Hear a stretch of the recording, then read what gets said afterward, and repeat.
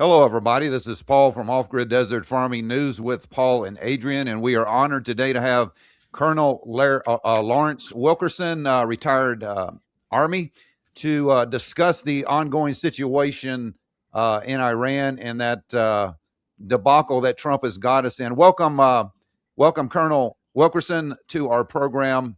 Could you bring us up to date on what is going on before we try to figure all of this out? Wow, that's a hell of a demand. Well, you can just give a few points and Basically, I think we are at a standoff here for a minute or two, a day or two, a week or two, maybe not that long. Hopefully, for at least the period specified for negotiations, but who knows?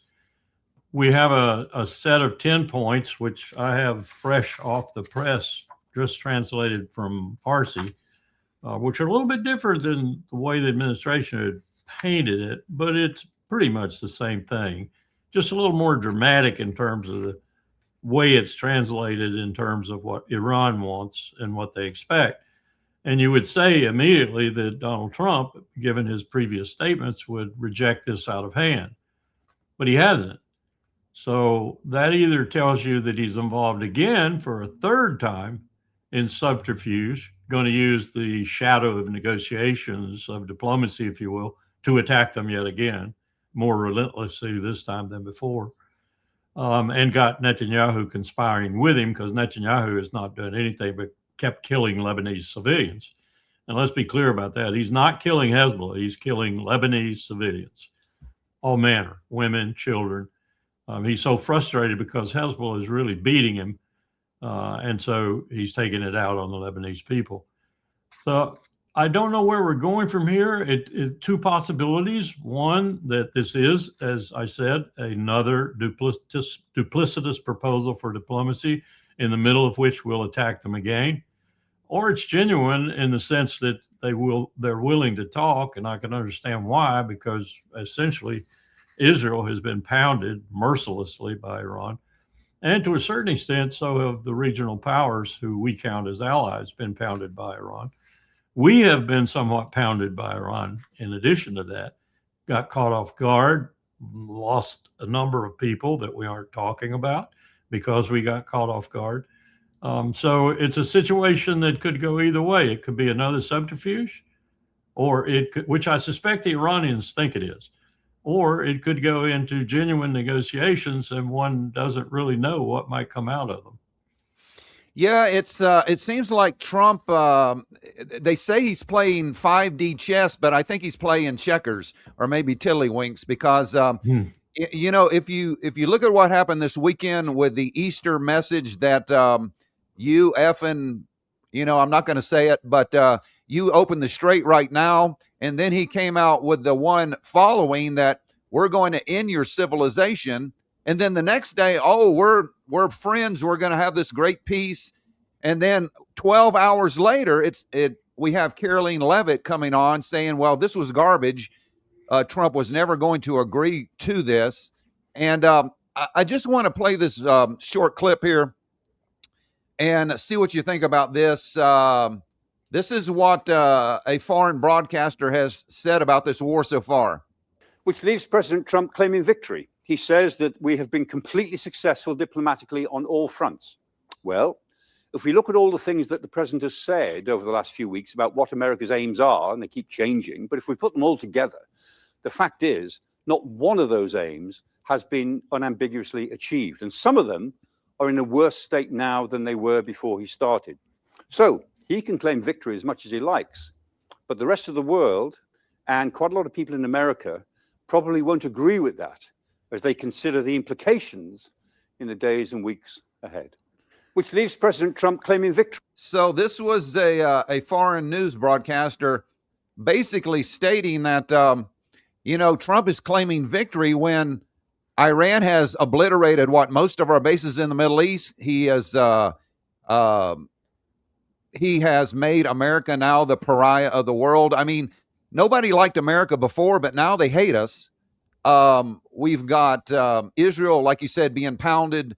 I don't think there's no end in sight, because I really don't think Trump's going to accept um, Iran's terms. And as we're talking, I'll show you in a minute. It seems like our forces, we are moving more forces into the area, more Marines for some kind of large attack. Can you comment on that?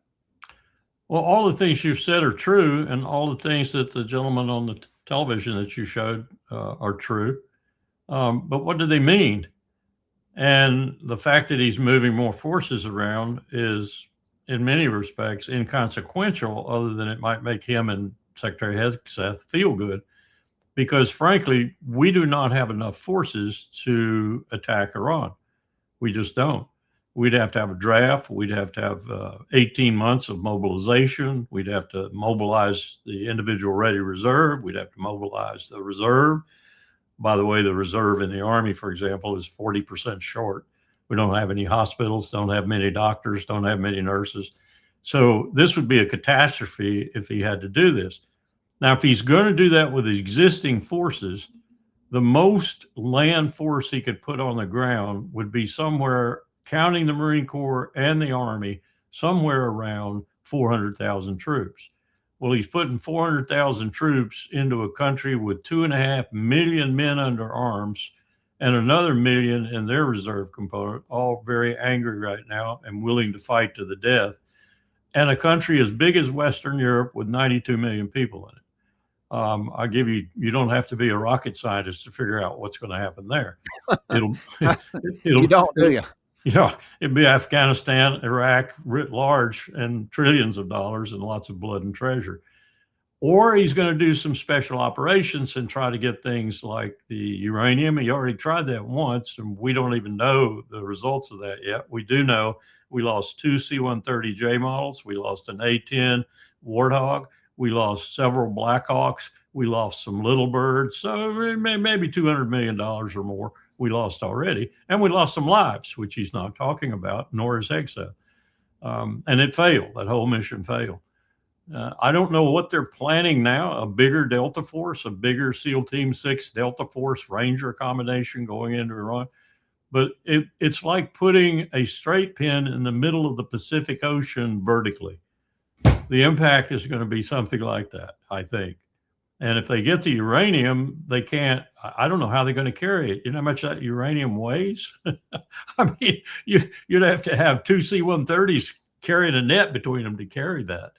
So I have no idea what they're going to do. But I know, I think, I hope they're not going to do a land invasion, because that'd be the end of whatever we put in there. Army, Marines, whatever.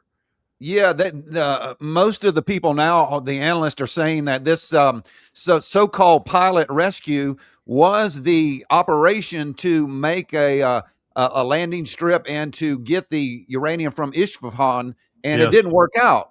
And No, according to the Iranians, we lost at least 20 guys, because these C-130Js, they carry about, what, 92 troops apiece.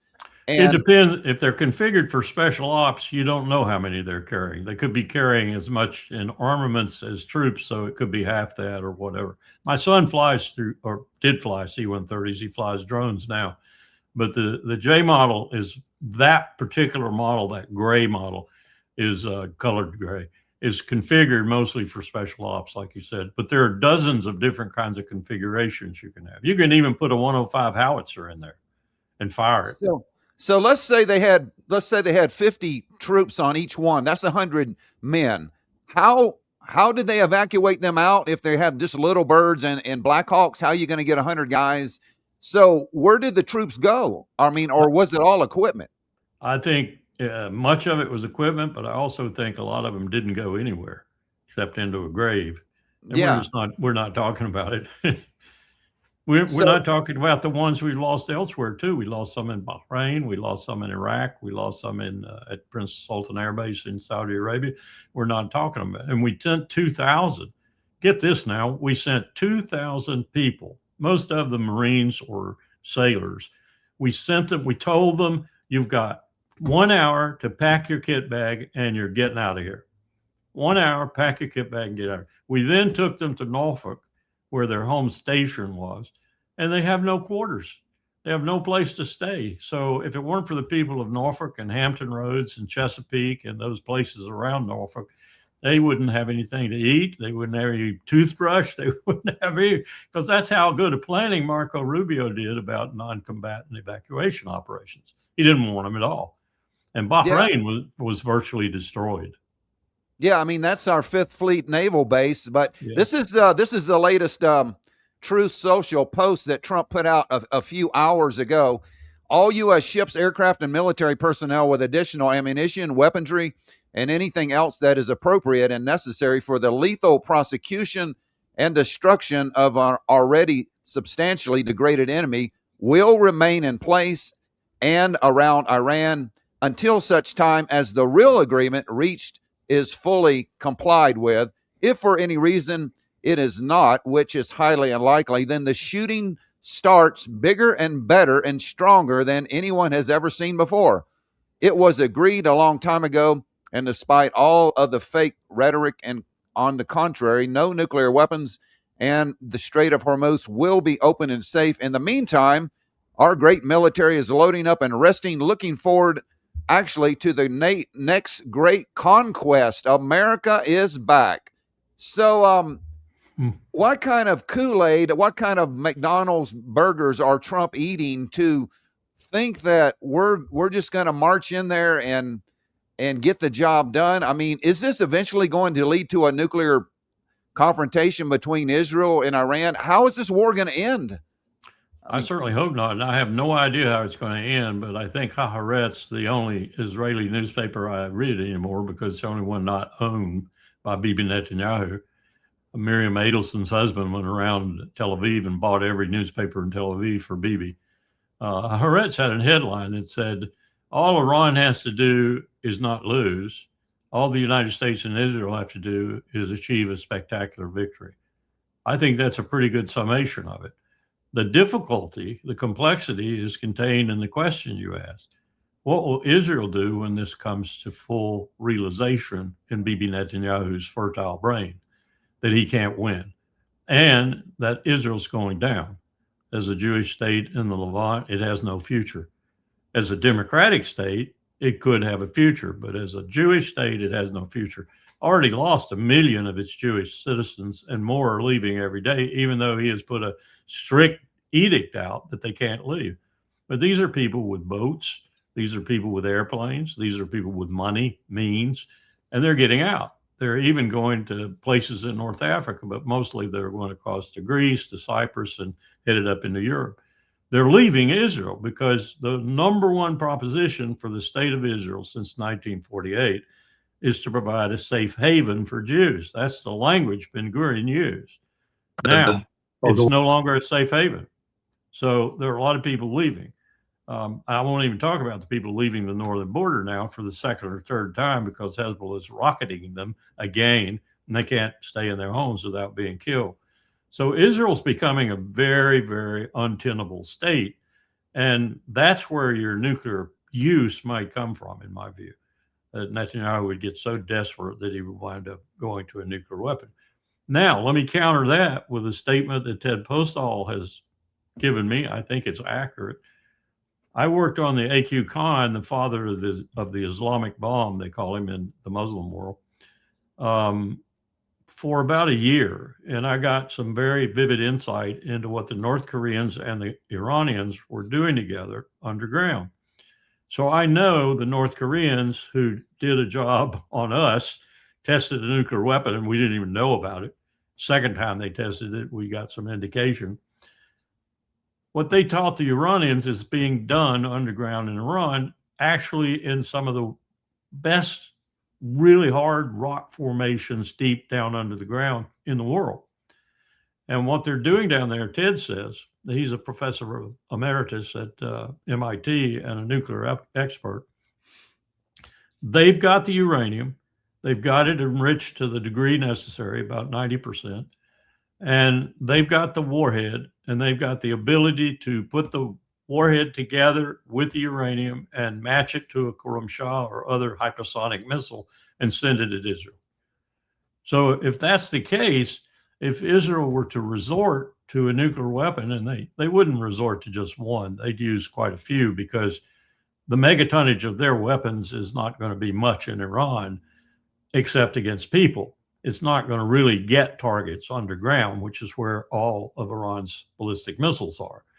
So they'd have to use 15, 20, 30, and they'd have to be pinpoint accurate on their targets. I'll give you an example. When we planned to kill a Soviet Russian now missile in a silo, we put a number of warheads on that silo because that's the only way you can guarantee getting that missile in that silo, because they're hardened and they're built to take atomic attack. So you got to put a lot of atomic weapons on that silo to kill that one missile. That's the reason we have so many nuclear weapons, one reason. So that's what Israel would have to do. But we'll reverse that. If what Ted is telling me about Iran's capability to have a weapon anytime they want one, that's much more deadly for Israel, because look at how small Israel is.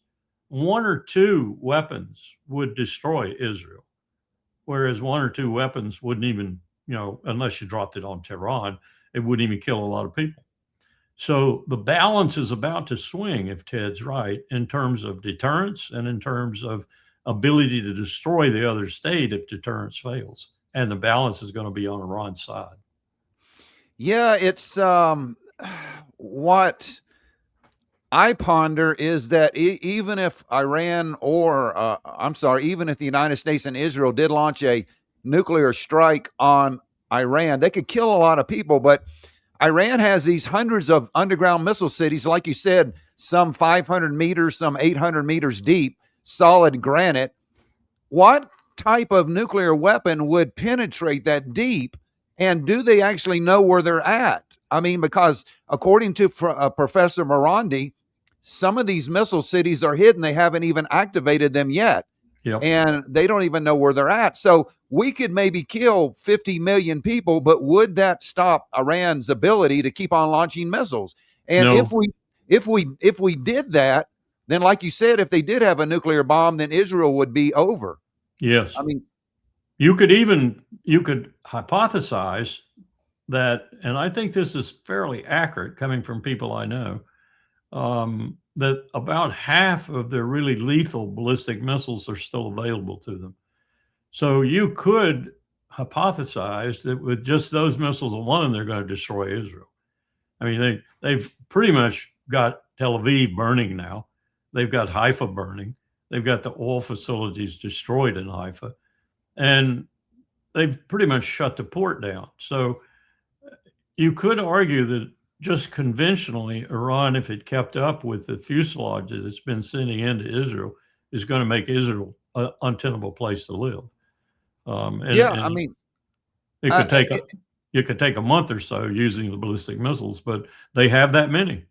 Yeah, they don't need nuclear weapons. I mean, just No. look, like you said, look at the damage. But I wanted to ask you this question. We had this so-called 12-hour ceasefire, and during that time, Israel launched 100 strikes in 10 minutes.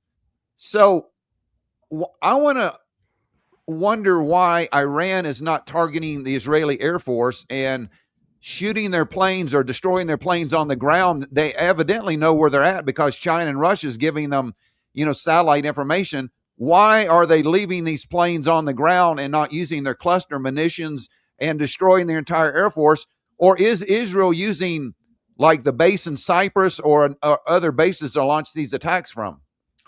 They're hitting airports and they're hitting airplanes sparingly. And I can't answer your question as to why they're doing that. But I can tell you that the IDF is pretty good at warning and moving the planes, because they're very well trained in that. So if a fuselage is coming in and the predicted trajectory is a Israeli air defense facility or an Israeli airfield, they'll move the planes just like we do.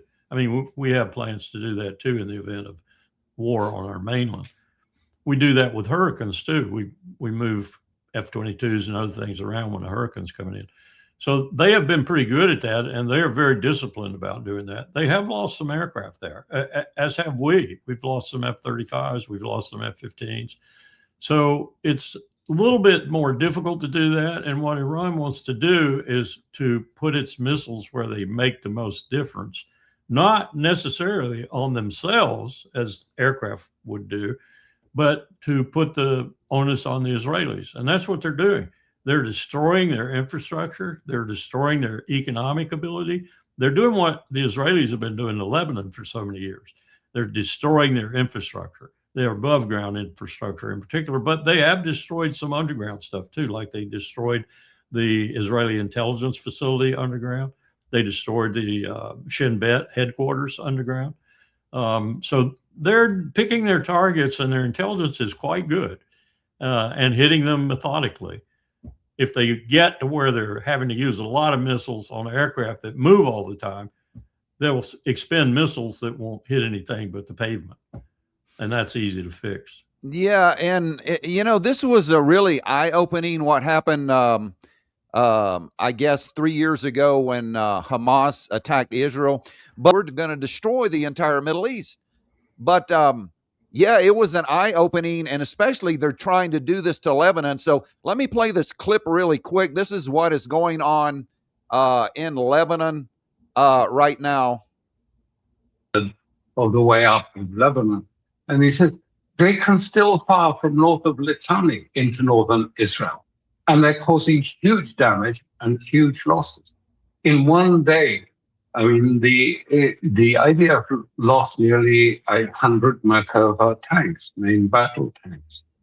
Now they did an ambush, and they've done it on other days. On other days, they've lost 80. Maybe 50 in another day. It's like 2006 in Lebanon when I was there, and they did the same thing to the Merkava there. And, of course, I mean, actually, I think a few of the lead tanks, the crew get out, but for most of them, they don't get out. So there are big casualties taking place. I mean, the thing is a mess, a disaster. And this. So according to this, this guy Tucker is interviewing, the Alistair Hezbollah. Crook. Yeah, Alistair Crook. Yeah, Alistair Crook. Hezbollah has destroyed like what, 100, at least 100 Merkava tanks or more. I saw an ambush on video, and it stunned me because I was trained, in addition to being an infantry officer and an aviator, I was trained as an armor officer also. I spent a lot of time in the armored cavalry, and I watched these Merkavas going in administrative road march south of the Litani River. And I said to myself as I was watching the video, what fools these mortals be.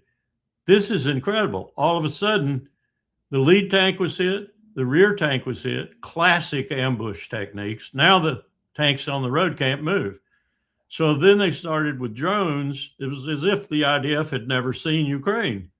They started with drones to pick individual Merkavas off. Bing, bing. So badly that the crews left and ran up the hill where they got machine gun.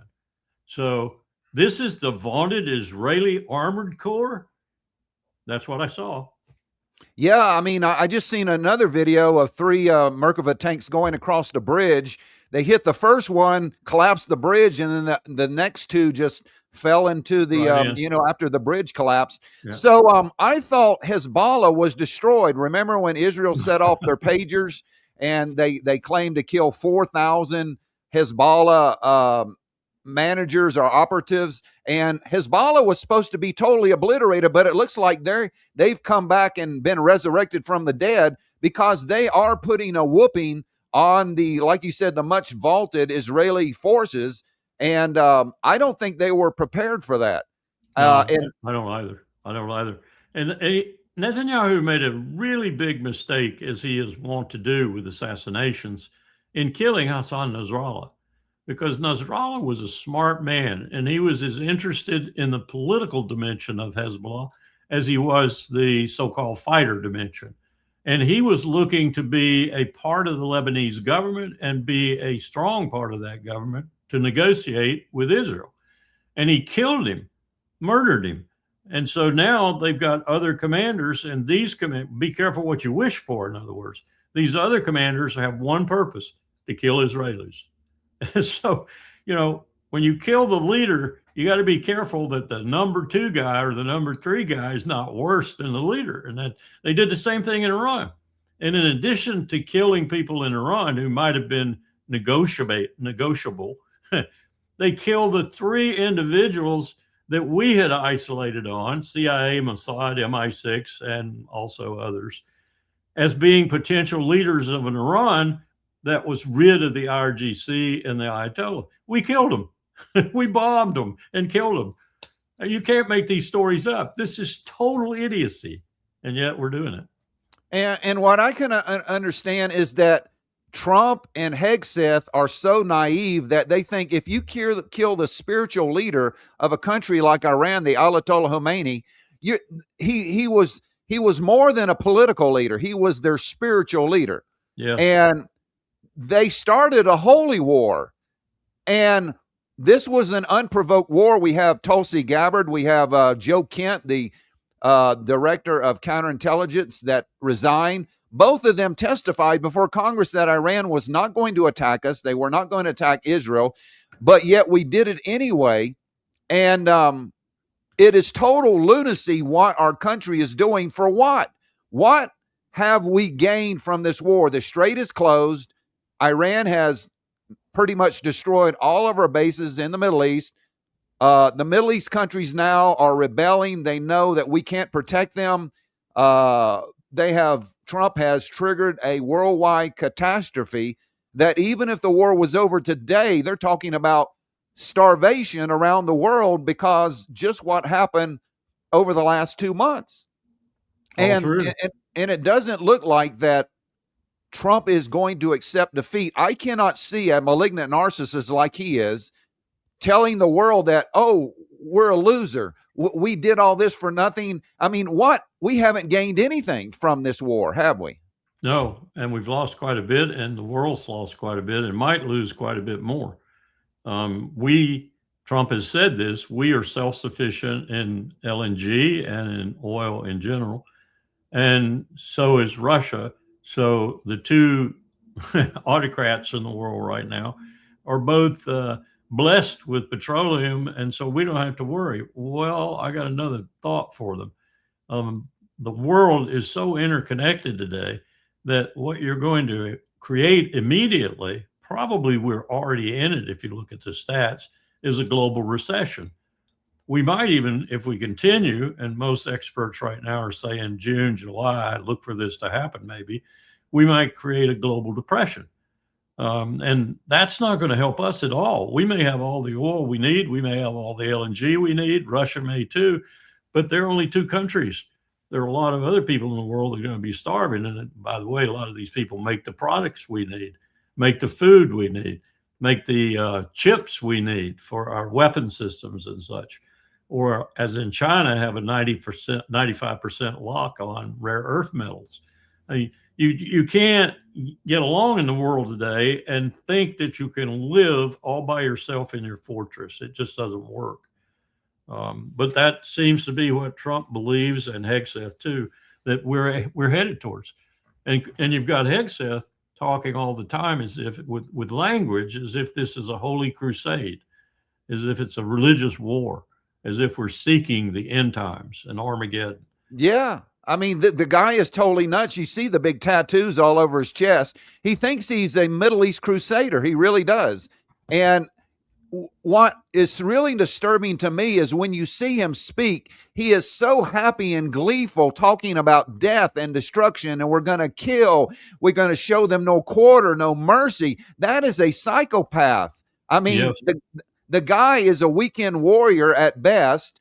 He was, what was it, a captain or something in the reserves, and he should have never been appointed in the first place. I mean, not at the position of the defense secretary. So, like you said, let's talk about the worst case scenario. Okay, if the strait stays closed, if the world cannot get the helium, the urea for fertilizer, if these countries cannot get all of these products that they need to keep their factories going, the chip factories, if we do what Trump says and take out their infrastructure, their roads and bridges, their power plants, their everything, and send them back to the Stone Age. Well, Iran's going to do the same thing to Saudi Arabia, all of these other countries. So let's say Iran does retaliate.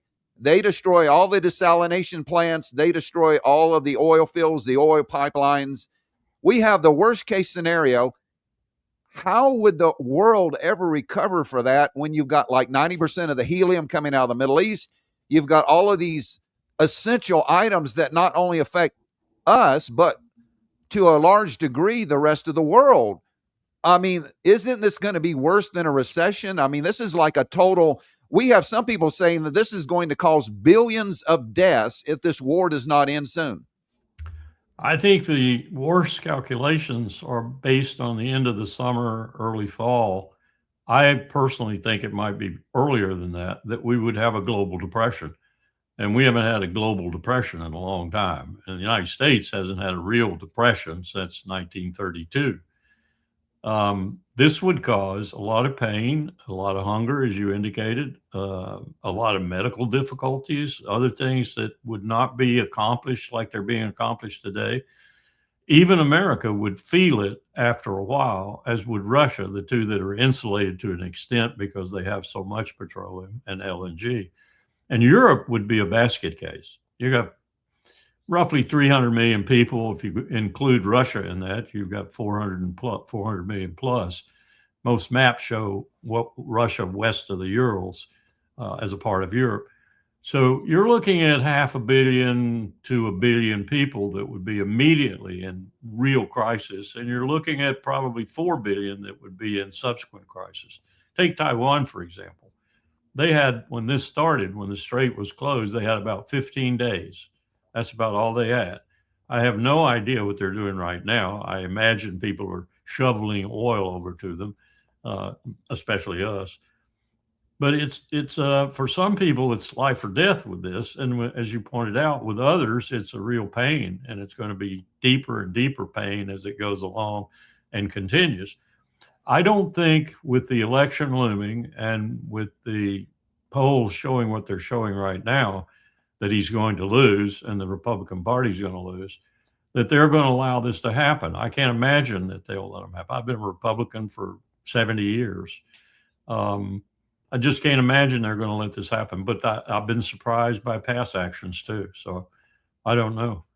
I have to think that this attempt here that we're talking about, that we opened the show with, is an indication of the desperation of the administration right now. They're not going to show desperation, but they are showing it. If we do go into negotiations, I would expect some things to be conceded to the Iranians that I would never have thought would be conceded in order to get this stopped. Otherwise, what you just talked about is going to happen. And we're going to have a lot of pain in the world. Yeah, I really can't see Trump agreeing to anything that Iran wants, because the worst thing that Trump envisions is that he envisions somebody calling him a loser and that he wasn't successful in what he did. His personality is, we have Professor Jeffrey Sachs, we have Mary Trump, his niece, we have other psychologists and psychiatrists saying that Trump's narcissist will not allow him to accept a defeat. And he would rather burn the entire world down than to say that he lost something. But like you were saying that Taiwan had, 15 days of natural gas or oil? Well, they need the helium. Helium is an important product in the manufacture of the computer chips. Yep. And I have videos of factories in India already shutting down, textile factories, because they can't get the oil and natural gas. So if you just put that aside, how is America going to replace all of these Tomahawks, all of these missiles that we have shot at Iran? Because doesn't most of the rare earth minerals that we use in our defense industry, manufacturing all these missiles, we have rare earth minerals, but we don't have the manufacturing facilities to refine them. How are we going to get the raw materials to replace these thousands and thousands of missiles and bombs that we have already expended? Well, it depends on the missile or the munition that you're looking at.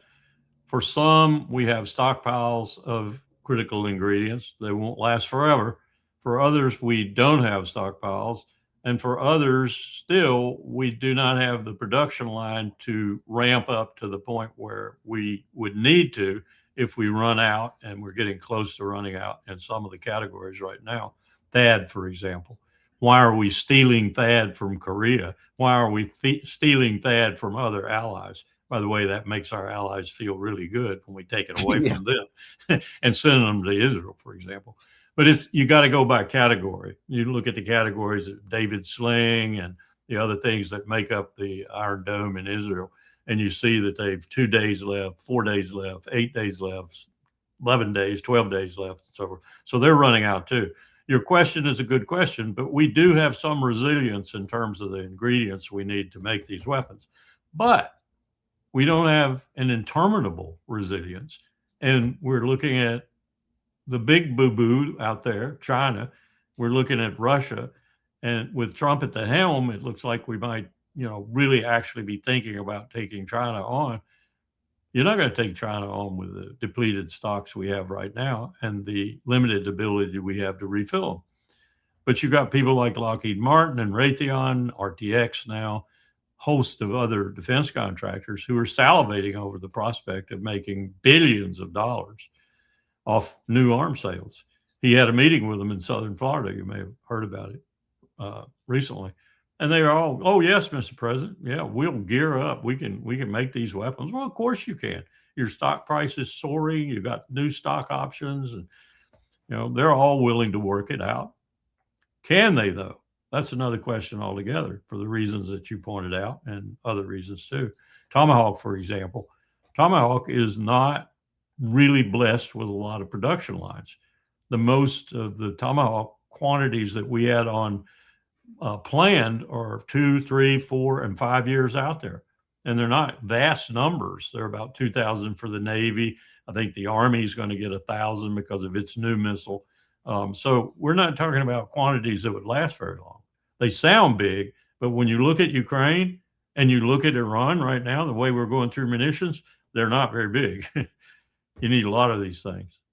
Yeah, I mean, and you're talking about the production lines. And if we go back to what happened in Russia and Ukraine, before the war in Ukraine, Russia's military industrial complex was just cranking along. They really weren't, putting out a lot. But now, after 4 years, they're at peak production, sometimes doubling, quadrupling their production of everything, missiles, drones, whatever. Russia is now mass producing in large quantities. Now, they probably have the most robust defense industrial base in the world right now.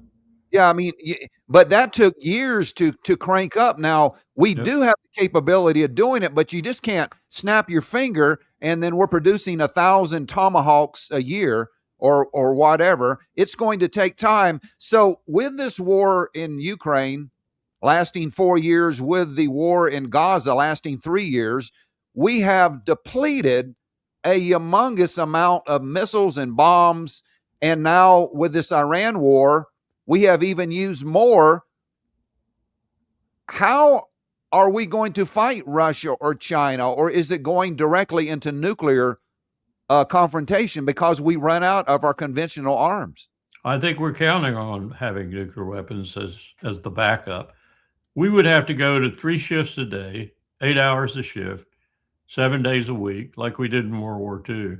And we'd have to find the manpower to do that and the woman power to do that.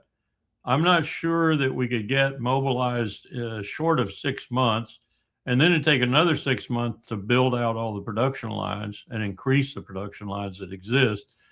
It would probably, I would guess it would take a year to a year and a half, and then you'd have to have a draft in there too. And we know right now that it would take $100 million, 6 months to get the selective service system into shape again, 6 months to get the first contingent of 18 to 24-year-olds, 6 to 8 months to train them. You're already into a year and a half, 2 years. We won't have that much time. We won't Yeah, have that I don't much I don't think we will either. And let's go back to the worst case scenario. The worst case scenario, the war is not stopped, the war continues. Israel or the United States or both finally use nuclear weapons on Iran. The ultimate apocalypse situation. At that point that nuclear weapons are exploded over Tehran, kills millions of people, what is China, Russia, and North Korea and Pakistan going to do at that point? Are they going to let us get away with that? Or is this truly the apocalypse that Pete Hegseth wants? Is he creating this? That's a huge question. I don't think the leadership in Moscow or Beijing, or for that matter, Delhi or Islamabad, the real worrying people with nuclear weapons, looks at it that way. I think the way they look at it, and particularly in Beijing, and I've spent a lot of time in China, they look at it this way. The empire, the American empire, is killing itself. It's committing suicide before our eyes. We must be worried about how they do this suicide because they could be very damaging to us in critical areas. But we basically don't want to help them do it. We want them to do it by themselves. They would hope that we wouldn't do it. China's smart enough to know that the United States, size of the United States economy, 330 million people, a country that stretches 3,000 miles one way and about 2,000 the other, is not going to go away anytime soon. So you're going to have to learn to live with it. But they would rather learn to live with it as a non-belligerent than they would a belligerent. So if it comes down to it, they will eliminate us, but they don't want to. And there's a reason for that. Same reason Putin doesn't want to eliminate us. He has more nuclear weapons than we do, not by much, but he does. Putin is looking for some sort of rapprochement with Washington. He thought he could get it through Trump because of that very fact. They don't want the United States to go down. We're too big. We're too important. We're too vast in terms of the power we can wield in all manner of ways. They do want us to get rid of our financial system and sanctions and SWIFT and all that. And China's moving very powerfully to do that. Xi Jinping just published an edict where China is now going to try to substitute its currency for ours on the world economy. And I've no doubt they'll succeed. And then we've got a real financial problem when that first hits and we have to do our debt in real terms. We're going into deep depression. I would estimate. So, but they don't want us to collapse. They really don't. They're not that stupid. They want us to still be in the world. They want us to still trade. They want us to still be aware of our need for security and protecting ourselves in our oceans and our hemisphere. But they don't want a catastrophe to occur. So they'll do everything they can to prevent that. Yeah, and we had some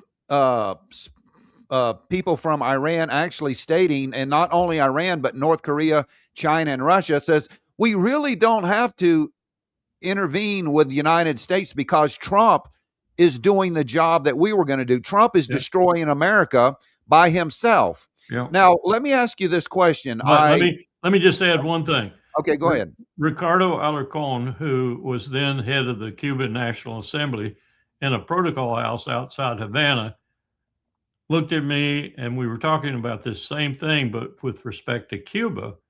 And he looked at me with a smile on his face, and he said, but even a dying elephant can thrash a lot of grass.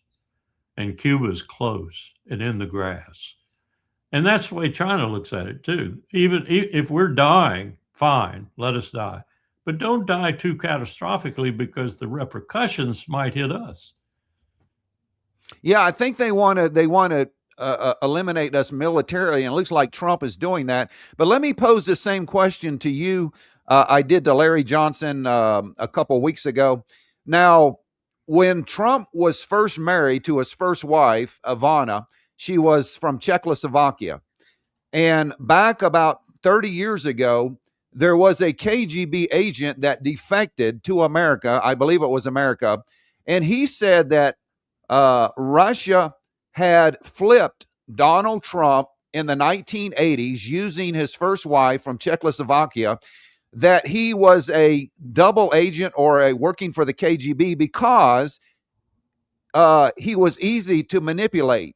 You give him money and also you praise him, you stroke his ego, and they were able to use him, and they gave him the designation of Krasnov as this. But this defector, he swears that Trump is a KGB agent, Krasnov, working for them. And if you look at everything that has been happening in the last couple years, when Donald Trump promised to make America great again, no more foreign wars, and all of the promises that he failed the Republican Party, he is doing a good job of destroying America.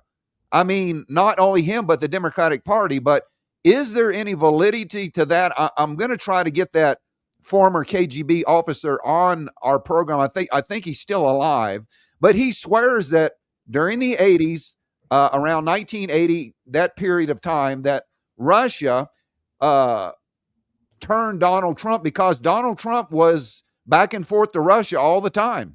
I mean, is there any validity to that story?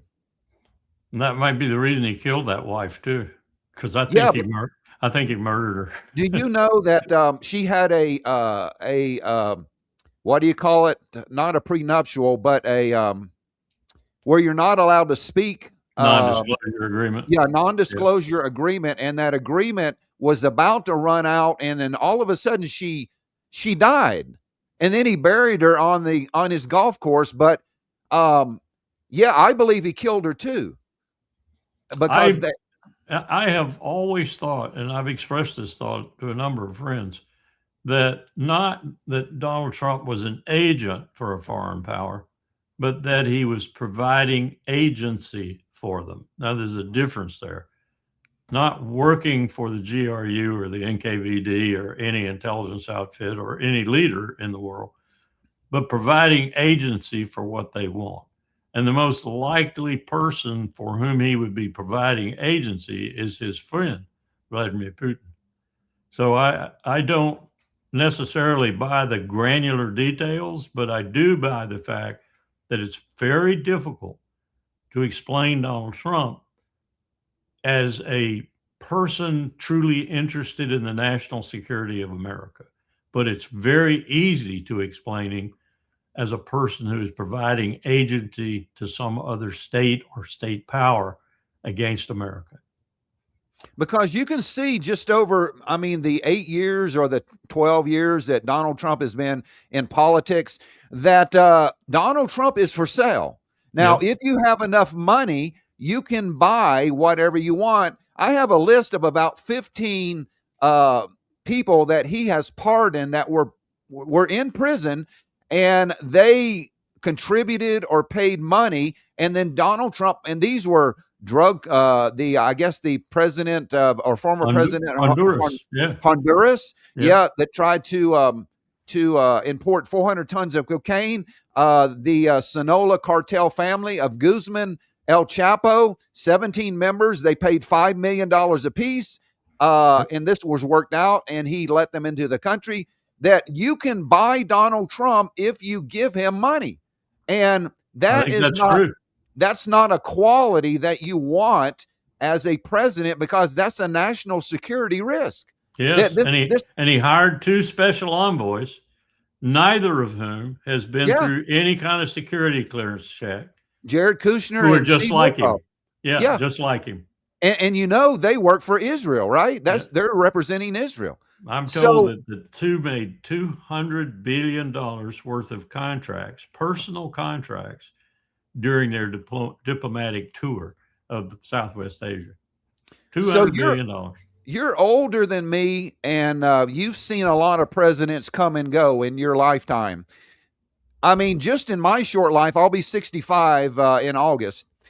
I've never seen a president that has marketed and monetized the presidency like Donald Trump. That he's more like a used car salesman, a steak oil salesman, than a president. Every month he's bringing a new product, either a Bitcoin or a meme coin, gold and tennis shoes, watches, perfume. It's like it's a QV station. I never seen a president do that to our country just to make money. Nor I. Have you? Nor I. I call him the great grifter. Yeah. That's what he is. That's his main work, is grifting. But I do take your point about him giving some other state some sort of inset.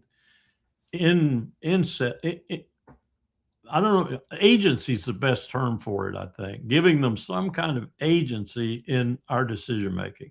And Putin's the most likely candidate. And this all, I think this everything flows back to the Jeffrey Epstein files. Not only does Epstein and Netanyahu and Israel have dirt on Trump, I also believe Russia has a lot of dirt on Trump, because Trump, during the 80s and 90s, he was all over Russia. I mean, he was back and forth. Yep. And I'm sure that Putin has just as many sexual videos of Trump doing things that Epstein has to use as leverage. But I think he has it on, I think Epstein has it, and the files have it on Lindsey Graham. Yeah. On Barak, former prime minister of Israel, probably on other key personnel who were involved in the Taba Farms and the Oslo process, because I have people who were on the ground that told me when the news was revealed and we had just met with Arafat in Ramallah, when the news was revealed to Arafat that the deal was off and that everything had collapsed, he was so surprised that it took him an hour or so to get his wits together. Well, the Israelis were under Barak, Ehud Barak, were already out, who's mentioned in the Epstein files many, many times, were already out there with a full-blown publicity campaign to blame it all on the Arabs and on Arafat, that the talks had failed. Well, I think one of the reasons is because Bill Clinton and Ehud Barak were in those files, and they agreed they were going to foul the talks up. Well, they had to.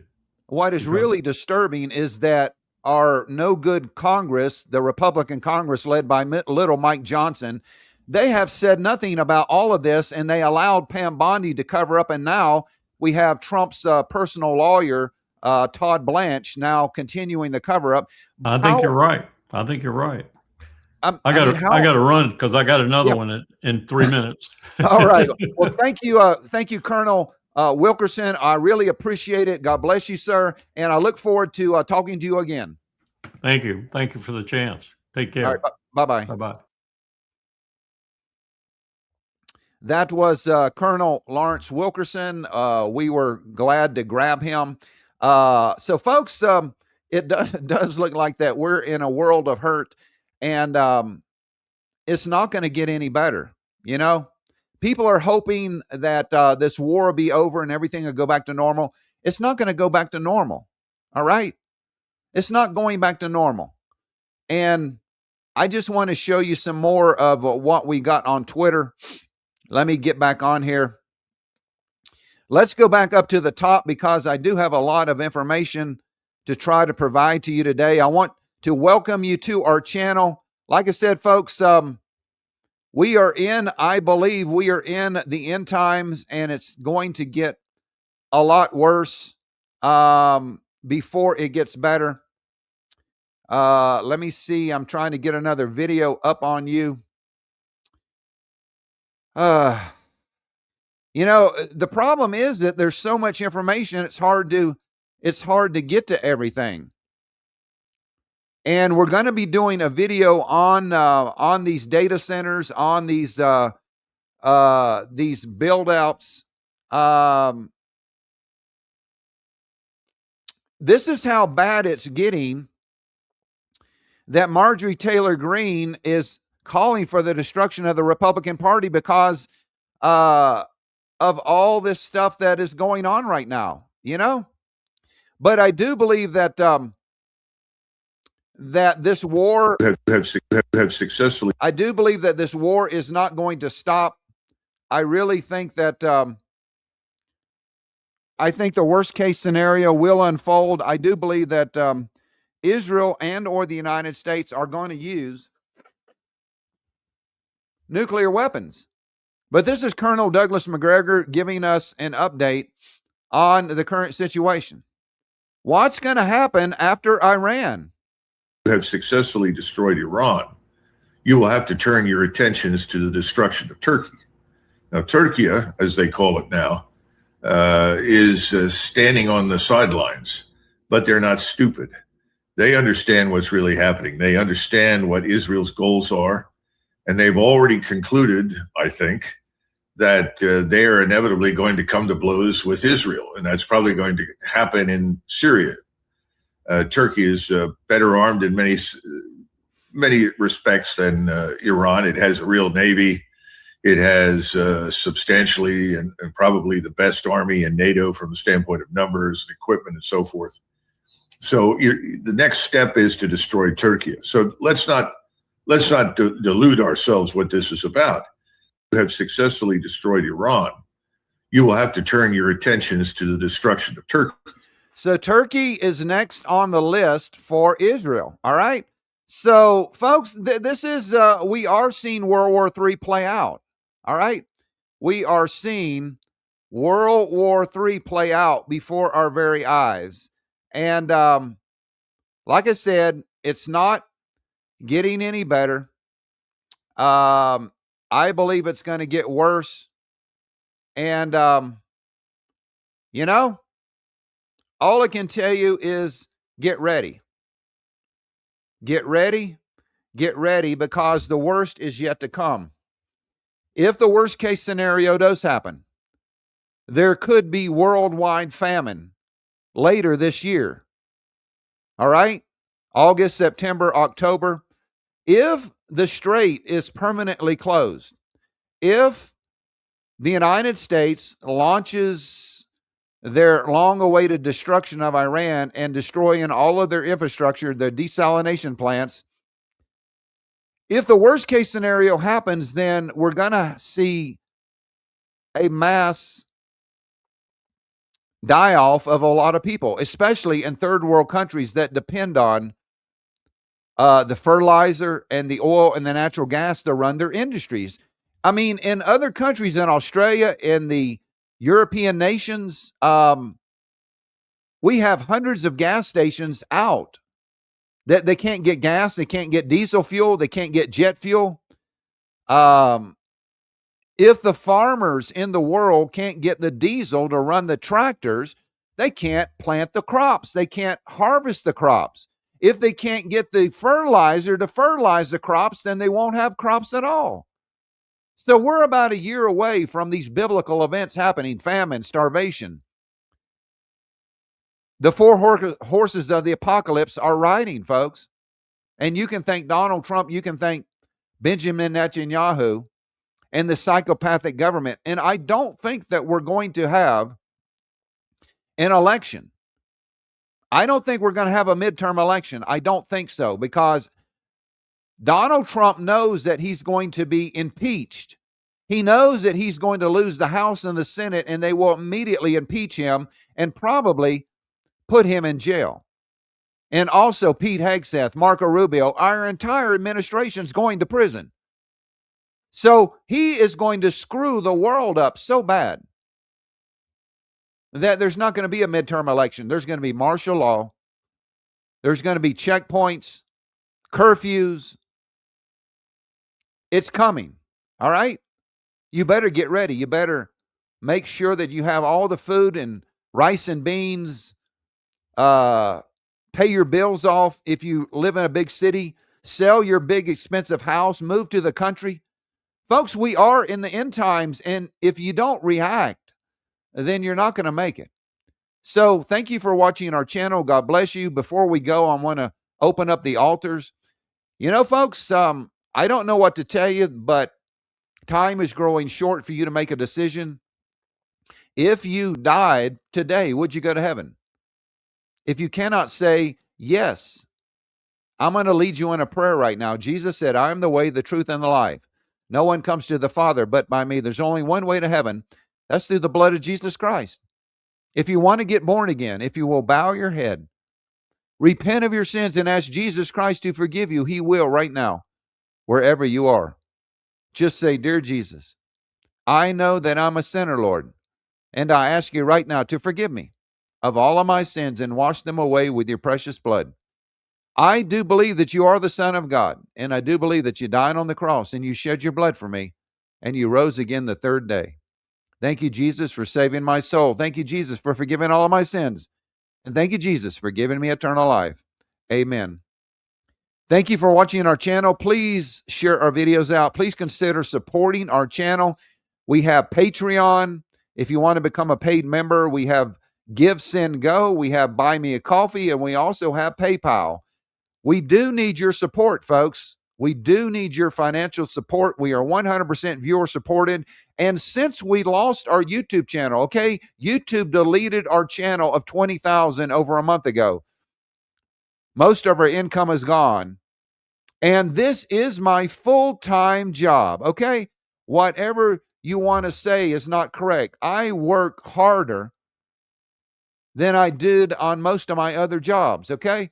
I put in 8 to 12 hours a day collecting information, getting these broadcasts organized, and doing these 1 or 2 hour broadcasts. This is a full-time job. You try doing this every single day for the last 6 years. Every day almost, I put out a video. So thank you again. God bless you. We're going to go ahead and leave. If there is anything happening, we'll try to get back on and let you guys know. God bless you. Remember, Jesus Christ loves you. He's coming back soon. Don't be caught dead without him. Bye-bye.